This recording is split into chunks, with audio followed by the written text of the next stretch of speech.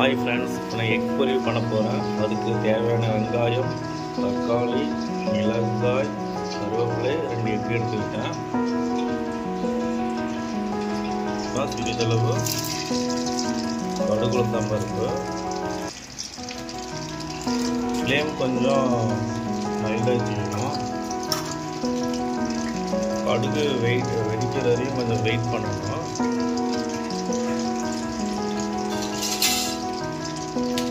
ரெண்டாவது என்ன பார்த்தீங்கன்னா,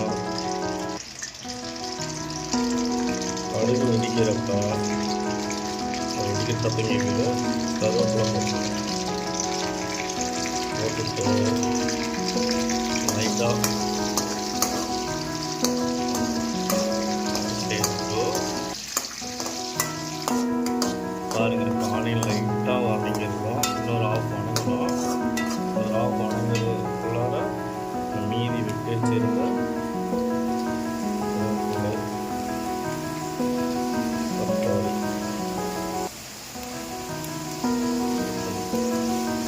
இப்போ கம்ப்ளீட்டாக வணங்குற அளவுக்கு வளர்க்கணும்.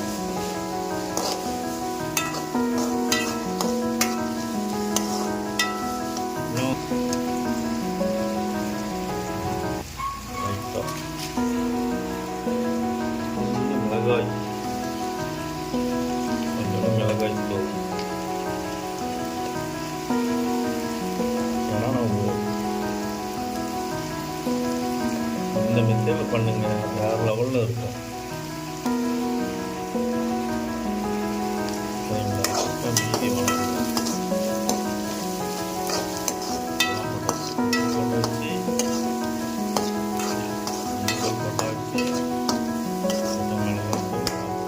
ஆணி நல்லா வணங்கணும். உடனே முட்டையை உடச்சி விட்டுட்டு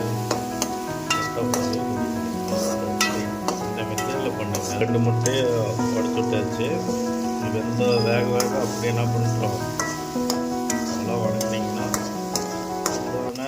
சுவையான எக் பொரியல் ரெடி. தேங்க்யூ.